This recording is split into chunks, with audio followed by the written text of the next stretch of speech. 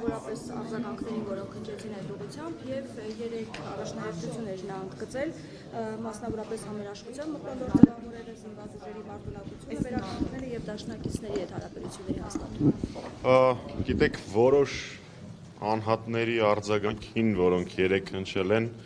հատառհատ անդրադառնալ չեմ ցանկանում մի շատ պարզ տրամաբանությամբ, շարունակելով նախագահի ալեգորիան, ես զռռոցները չեմ մեկնաբանում եւ չեմ անդրադառնում։ Ձեր նշած առաջնահերթությունների հետ կապված այն ինչ ասել է նախագահ Սարգսյանը, կարծում եմ մեկտեղում է եւ ամփոփում է հանրապետականի գործունեությունը, 35-ամյա գործունեությունը եւ մասնավորապես վերջին 7 տարվա ընդդիմադիր գործունեությունը, նշված բոլոր 3 առաջնահերթությունները իրատեսական են, հաշվի առնելով հայ ժողովրդի ներուժը հնարավոր են եւ դրա համար առաջնային անհրաժեշտ պայքարը իշխանափոխության իրականացումն է, որովհետեւ 3 որոշ մեկնաբանություններ եղավ, սա կարծես ԿՊ-ի նոր քարոզչական գիծն է, տրամաբանությունը հետեւյալն է, որ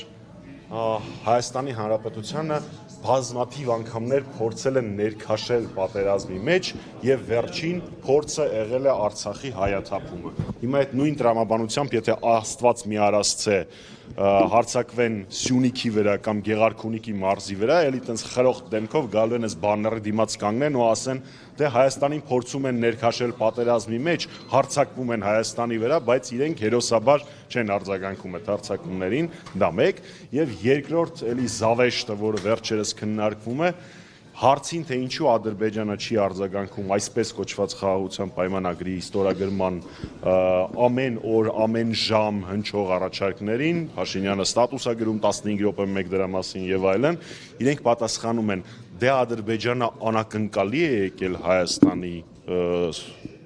համաձայնությունից, չգիտեն ինչ անեն, տենց լավ չի, Սևանը հանձնեք ավելի շատ անակնկալի կգան, տենց իրաց նպատակը Ադրբեջանը անակնկալի բերելն է,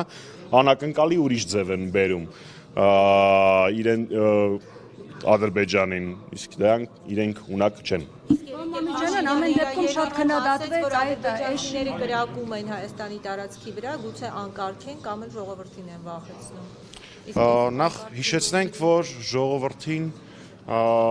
վախեցնողներից առաջինը հենց Փաշինյանն էր, որ անցած տարի մոտավորապես այս ժամանակ Տավուշի մարզի գյուղերով շրջում էր եւ մեր քաղաքացիներին, մեր հայրենակիցներին վախեցնում էր պատերազմով։ Մեկ, երկրորդ, ես երբեք չեմ դադարի զարմանալ ԿՊ-ականների ունակությունից Ադրբեջանի փոխարեն ներողություն բառիս համար, բայց կռուտիտ լինելու ունակությանը։ Այսինքն այն հայտարարությունները, որոնք սովորաբար Ադրբեջանն է տարածում, զինվորները անկարգ են, չնայած դրան նույնիսկ Ադրբեջանը չի հասել, թիրախային չեն, օդ են կրակում, այսինքն ԿՊ-ականները ու ցավոք սրտի նաև պաշտպանության նախարարությունը վերջին շրջանում Ադրբեջանի փոխարեն արդարանում է։ Այսինքն ես սրա ինչը մեկնաբանեմ, այն եթե ամեն պատասխանը, որը սովորաբար Ադրբեջանի հերյուրանքներին էի տալիս, դժվար իրանց դուր գա, բայց իրանք ավելին են արժանի։ Ձեր հարցը շատ նշել է Սերժ Սարգսյանը, որ ձեր էշին, ձեր դրամը կապեք եւ այլն, որի ճակատը դուք պաչեցիք եւ այլն։ Արդյոք ընդդիմության համերաշխության մթնոլորտը կհաստատվի եւ ում է վերաբերվում։ Ես ուզում եմ հասկանալ, ինչ խնդիր կա նախագահի այդ հայտարարության, որովհետեւ եթե ընդդիմության մեջ կան մարդիկ, որոնք որոշել են այդ էշը բերել մեր կուսակցության դռանը կապել, չէ, դա չի հաջողվելու ու չէ, դե այդ մարդկանց հետ ինչ համերաշխություն անենք։ Մարդիկ, որոնք լկտիաբար ժամանակին դրան նպաստել են կամ դրան գովեստի են արժանացրել կամ ուրախացած են, դրանք տարբեր մարդիկ են, իմ նշածները տարբեր մարդիկ են, որոնք նպաստել են, որոնք ուրախացել են, որոնք գովաբանել են Փաշինյանին, հիմա այդ մարդիկ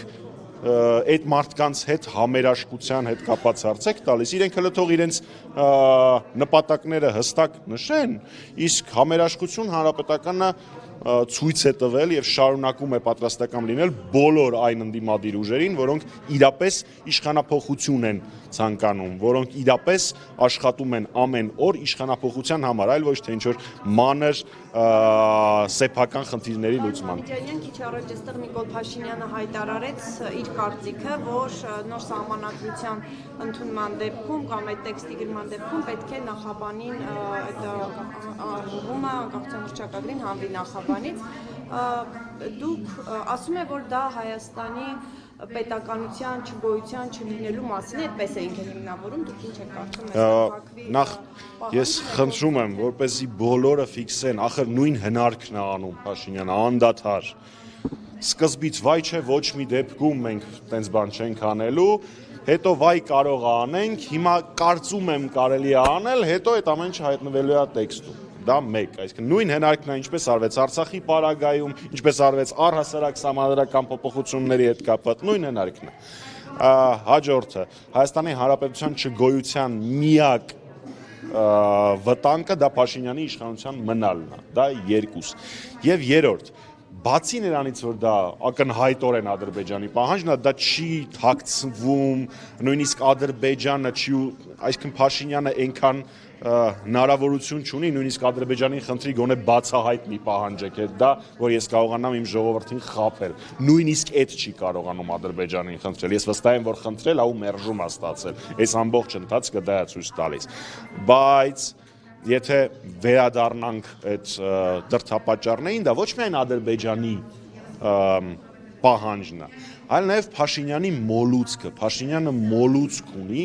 հերոստրատի մոլուցք է, ինքը լավ բանով չի կարող արդեն հաստատ պատմության մեջ մտնել։ Դրա համար փորձում է մաքսիմալ վատ բաներով մտնի։ Ինքը որոշել է, որ պատմության դասագրքերի մեջ պիտի մտնի։ Երևի հիմա հույս ունի, որ իր արևին 4-րդ հանրապետության դրամաբանության մեջ պետք է մտնի պատմության մեջ։ Ես ուզում եմ Փաշինյանին հանգստացնել, թող չանհանգստանա։ Ինքը արդեն որպես դավաճան կապիտուլյանտ պատմության մեջ մտել է։ Էլ մի իզդիր, հերիք է։ Իսկ պարոն, այսինքն ճիշտ հասկացա, համերաշխություն դուք չեք պատկերացնում այն։ Ես չասացի, որ ես համերաշխություն չենք պատկերացնում։ Ես ոչ էլ ասացի, որ չէ, մի վարքան ներողություն։ Քննադատությունը նորմալ քաղաքական գործընթացի մաս է, հանրապետականը միշտ էլ ականջալուր է քննադատությանը, մի մասը դրա հաշվի է առնում, դրանից հետևություններ է արվում եւ այլն եւ այլն եւ այլն։ Բայց հասկանում եք, մենք միասին ենք եղել, դուք որպես լուսաբանող, մենք որպես ակցիայի առաջամարտիկ, այն ժամանակ, երբ իրականացվում էր ոստիկանական բռնություն, երբ կիրառվում էին հատուկ միջոցներ ու մենք ոստիկանական բիրտ ուժ կիրառող շարքերի դիմաց կողքի կանգնած էինք։ Հիմա եթե կողքից կանգնածը այդ տեղից գնալու է իր գրասենյակ, ստացած փողերը հաշվի, լայվ միացնի ու ասի, գիտեք, այսինչը բերել է իշխանության ու ինչ որ հեքիաթներ, ստեր, խայտարակ զզվելի հերյուրանքներ տարածի իմ մասին։ Ես այդ մարդու հետ խրամատում ոնց կանգնեմ։ Այնպես որ իրենք դա պիտի մտածեն։ Միասնական օրակարգ չկա դժվարոցից բացի։ Կարող եմ ասել, որ Հայաստանի Հանրապետական կուսակցության անունից եւ Հայաստանի Հանրապետական կուսակցության ֆրակցիայի անունից միլիոներորդ անգամ հպարտությամբ նշում եմ, որ Հայաստանի Հանրապետական կուսակցության առաջնային օրակարգն է իշխանափոխությունը։ Այն բոլոր մարդիկ, որոնք այդ բարդ, դժվարին, բայց պատվաբեր պայքարում մեր կողքին հանգած են, իրենց հետ մենք եւ համերաշխություն եւ եղբայրություն ունենք։ Հանրապետական այդ ուղղությամբ։ Գիտեք, Մենակ հրճակելու թե որոշակի Լուսինե ջան, ես չգիտեմ ինչով պայմանավորված ձեր այդ հարցադրումը, որովհետև կարծում եմ դուք ինքներդ կարող եք պատասխանել, թե մենք մենակ հրճակում ենք, թե քայլեր ենք անում, թե փողոցային պայքարի ժամանակ հանրապետականը որտեղ է եղել Սևագործ բանվորի կարգավիճակում ամենավտանգավոր կետերում, բացարձակ ուշադրություն չդարձնելով կուսակցական կամ անձնական ամբիցիաներին, թե ինչ ահռելի աշխատանք է տարվում տարածքային կազմակերպությունների կողմից, թե ինչի մեր համար առաջնային օրակարգն է հենց իշխանափոխությունը, այլ ոչ թե այս կամ այն խնդիրների լուծումը, թե ինչպես ենք մենք լուծումներ առաջարկում եւ փորձում մեր գործընկերներին ապացուցել, որ կարծես թե իմպիչմենտի տարբերակը ամենահաջող գործիքակազմն է այդ տրամաբանություն իրականացնելու համար եւս մեկ անգամ ասում եմ, որ իմպիչմենտը առանց փողոցային պայքարի բացառապես ընդամենը բառ է։ Ներկա պահին այս պահին Հայաստանի Հանրապետական կուսակցությունը համարել է եւ համարում է, որ Փաշինյանին իշխանությունից հեռացնելու բոլոր հնարավոր բոլոր իրատեսական միջոցները, որոնցից ամենաիրատեսականը մեր կարծիքով իմպիչմենտն է, անհրաժեշտ է օգտագործել 26 թվականի ընտրությունները Հայաստանի Հանրապետական կուսակցության գրասենյակում այս պահին որևէ կերպ չեն քննարկվում, մենք դրանով չենք ապրում, մեր նպատակը Փաշինյանի մոտ ընդդիմություն աշխատելը չի, մեր նպատակն է Փաշինյանին իշխանությունից հեռացնելը, որովհետև մենք մեր հայրենիքը ավելի շատ ենք սիրում, քան ցանկացած պաշտոն կամ ցանկացած կամ ես նման բան ասացի։ Հիմա Ես մի հարցեր տամ, դուք ինչ եք իմպիչմենտի հետ կապված համաձայնություն չկա։ Ներողություն։ Իմպիչմենտի հետ կապված տարաձայնություններ կան։ Ես ասացի, որ տարաձայնություններ կան։ Ես ասում եմ, որ մեր կուսակցության կարծիքով իմպիչմենտը ամենագործուն գործիքն է։ Այդ հարցը պիտի տաք Հայաստան Դաշինքին, ոչ թե ինձ։ Ես նման չեմ ասել, որ կա տարաձայնություն։ Ժողովուրդ, կլինի ես ուրիշների պատճառաբանություններից չխոսեմ։ Ես չեմ ասել, որ Հայաստան Դաշինքը նրան որևէ կերպ դիրքորոշում է հայտնել դեմ, ժամանակին դիմադրության պայքարի ժամանակ, երբ եւ Հայաստան Դաշինքի եւ Պատի ունեմ խմբակցության պատգամավորներն էին հարցակում կանգնած Իշխան Սաղաթելյանը, եթե չեմ սխալվում, առաջին անգամ է հնչեցրել իմպիչմենտի գաղափարախոսությունը եւ տարբերակը։ 30-ից ավել ձայն ստանալը բարձր։ Կլինի ես Հայաստան Դաշինքի փոխարեն չպատասխանեմ։ Գիտեք, ես քանի որ մայիսի 4-ին ամենաակնառուն մայիսի 4-ին, երբ ազգային ժողովը հոծ բազմությամբ հայրենասերների շրջապատված էր կամ շրջափակված էր, ոնց ուզում եք անվանել, երբ որ ես դահլիճում էի, տեսնում էի ՔՊ-ականների աչքերի վախը, այդ պատկերը, երբ որ աչքերիս առաջ է, ես